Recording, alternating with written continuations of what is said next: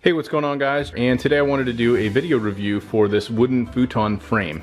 So we originally decided to pick this up as basically like a bonus futon slash, area to have something as just a generic smaller couch in a basement space that we had in our older home. We recently moved into this newer home, and this actually has a much larger space, so we're going to be putting a couch down here, but that has not arrived yet. So I wanted to spend a little time actually going through this and talk about it. Basically what we ended up doing is actually buying a full mattress here, as you can see. So the frame does not come with the mattress. That's a big thing that you definitely want to keep in mind. We ended up going with this a little bit larger mattress, and honestly I think it was probably a little bit too big. When you fold up the frame, it actually overlaps a little bit on the top, but when you actually have the frame fully down, as you can see here, it pretty much fits perfectly. I believe this one's a full as opposed to a queen. What I'd recommend is maybe getting a mattress that isn't necessarily too thick. This one doesn't look like it's particularly thick, but it is actually quite large when you have the futon folded up.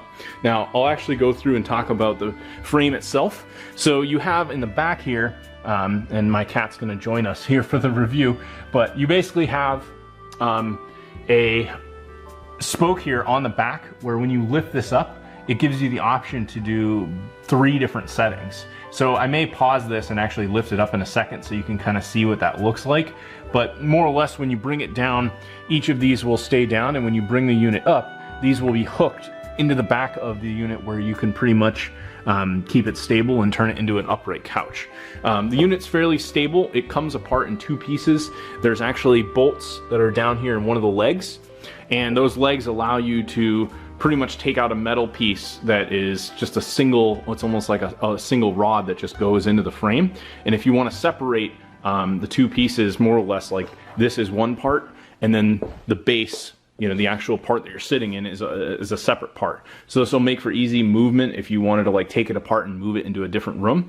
It's not too difficult to do that, and overall it's fairly sturdy. I slept on this, my wife has slept on it, and we've even used it for guests when they come over and they need a place to sleep. So I think if you're looking for something in that sub like $300 range, you want an extra guest bed that could also be kind of turned into almost a couch, and something that's still going to be comfortable, I've definitely found that this was definitely worth the money. I'm going to actually pause the video. I'm going to lift this up and show you what it looks like kind of lifted up so you can see it in couch mode as well. So let me do that now.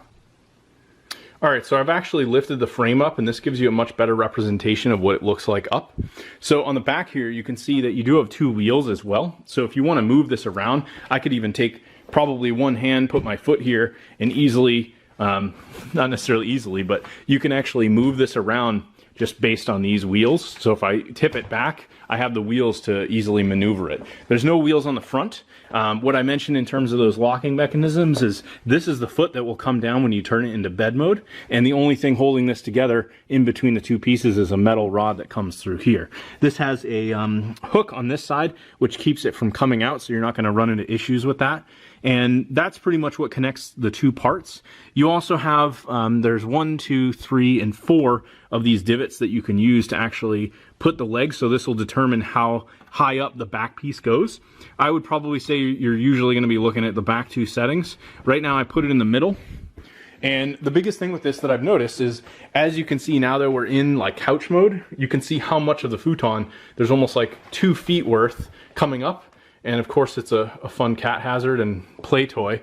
But the biggest thing with this is that now I've got it kind of straight. You can see how much of a gap there is. At this point, I could start to kind of crunch this down.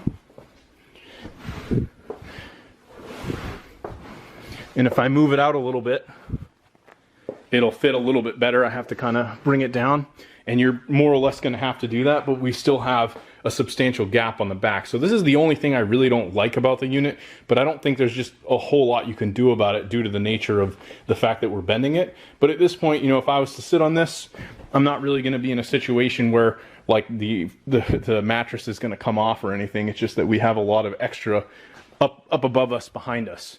So overall, I'm pretty happy with it. Just be kind of wary of what you decide to get for a mattress, and make sure you get something that is designed for a futon and not like an actual traditional mattress that's going to have an issue bending just like this one does. So anyway, I hope you guys enjoyed this review. If you decide to pick up this futon frame, I'll actually leave a link Below, you can grab this, and basically I'll end up getting a small commission, but you guys will pay the same. So I definitely appreciate that.